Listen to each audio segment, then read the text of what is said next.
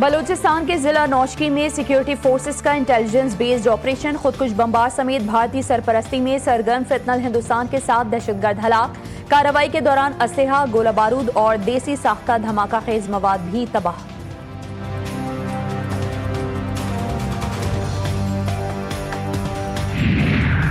پاک چین دوستی منفرد، آزمودہ اور وقت کی ہر کسوٹی پر پورا اترنے والا رشتہ ہے، جو بدلتے علاقائی اور عالمی چیلنجز کے باوجود ہمیشہ مضبوط اور ثابت قدم رہا ہے۔ فیلڈ مارشل سید عاصم منیر کا GHQ میں عوامی جمہوریہ چین کی پیپلز لبریشن آرمی کے قیام کی 99ویں سالگرہ کی تقریب سے خطاب۔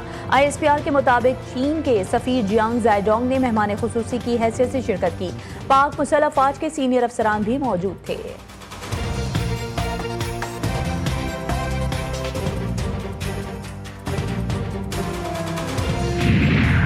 اور مظفر آباد نیلم اور مہاجرین کی نشستوں پر الیکشن کا دنگل کل سجے گا۔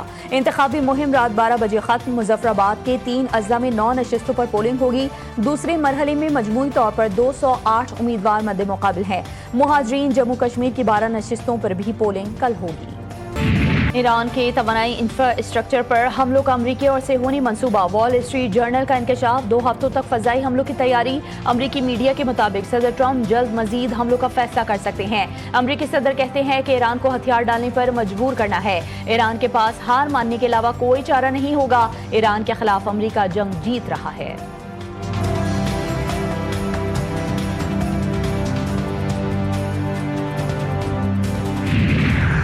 امریکہ نے کارروائی کی تو اسرائیل کے بنیادی ڈھانچے کو نشانہ بنائیں گے۔ خطے میں امریکہ کا توانائی کا انفراسٹرکچر بھی ہوگا۔ ایران نے خبردار کر دیا۔ خاتم الانبیاء بریگیڈ کے کمانڈر میجر جنرل علی عبداللہی نے کہا کہ کسی بھی غلط اندازے پر مبنی کارروائی کے سنگین نتائج ہوں گے۔ ایرانی فوج ہر قسم کے رد عمل کے لیے مکمل طور پر تیار ہے۔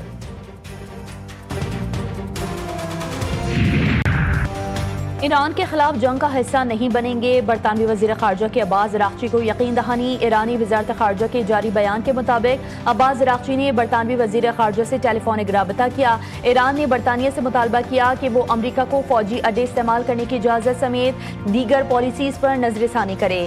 گفتگو میں مشرق وسطیٰ کی صورتحال، آبنۂ ہرمز اور ایران کے ساتھ سفارتی رابطوں کے مستقبل پر بھی تبادلہ خیال کیا گیا۔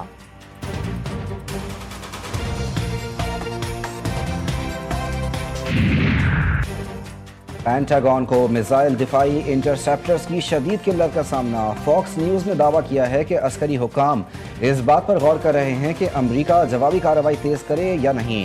ایران سے متعلق حالیہ تنازع قبل امریکہ کے پاس پیٹریوٹ دفاعی نظام کے تقریباً 2300 انٹرسیپٹرز موجود تھے، تاہم تنازع کے بعد ان کی تعداد کم ہو کر 827 رہ گئی۔ تھرڈ دفاعی نظام کے انٹرسیپٹرز بھی 452 سے کم ہو کر 278 رہ گئے۔ ان اہم دفاعی ذخائر کو مکمل طور پر بحال کرنے میں کم از کم 3 سال لگ سکتے ہیں۔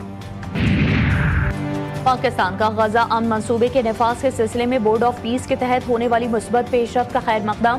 ترجمان دفتر خارجہ کے مطابق پاکستان، امریکہ، مصر، قطر اور ترکیہ سمیت سازی کرنے والے ممالک کی مسلسل کاوشوں کو سراہتا ہے اور توقع رکھتا ہے کہ یہ پیش رفت غزہ امن منصوبے کے تحت کیے گئے تمام وعدوں کے مکمل نفاذ کا باعث بنے گی۔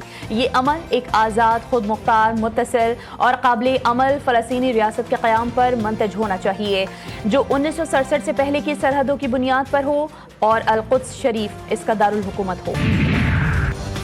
غزہ میں صہیونی جارحیت میں 7 فلسطینی شہید، 76 زخمی۔ ایک اور فلسطینی گزشتہ حملے میں لگنے والے زخموں کی تاب نہ لاتے ہوئے دم توڑ گیا۔ غزہ کی وزارت صحت کے مطابق گزشتہ سال نافذ ہونے والی نام نہاد جنگ بندی کے بعد سے اب تک 1222 فلسطینی شہید، 4053 زخمی ہو چکے ہیں۔ اس عرصے کے دوران ملبے سے 804 لاشیں بھی نکالی گئیں۔ اسپین نے سیوٹا سے 48,300 تارکین وطن کو واپس مراکش بھیج دیا۔ حکام کے مطابق گزشتہ روز مراکش سے 50,000 سے زائد افراد نے غیر قانونی طور پر اسپین میں داخل ہونے کی کوشش کی تھی۔ اسپین کی سرحد تک پہنچنے کی کوشش کے دوران کم از کم 57 افراد ہلاک ہو گئے۔ سیکیورٹی خدشات کے پیش نظر اٹلی نے اسپین کے ساتھ تمام سرحدیں بند کر دیں۔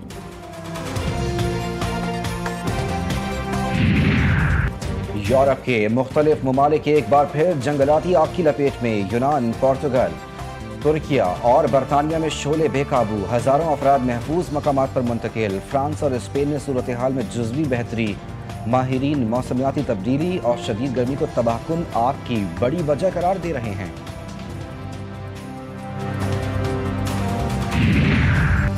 اور اٹلی کا آتش فشاں پھر جاگ اٹھا، ماؤنٹ ایتنا سے دہکتا ہوا لاوا پہاڑوں سے نیچے بہنے لگا۔ رات کے اندھیرے میں لاوے کے سرخ دریا نے آسمان کو روشن کر دیا۔ رات کی تاریکی میں روشن دھارے سیاحوں اور مقامی افراد کے لیے حیرت اور خوف کا منظر بن گئے۔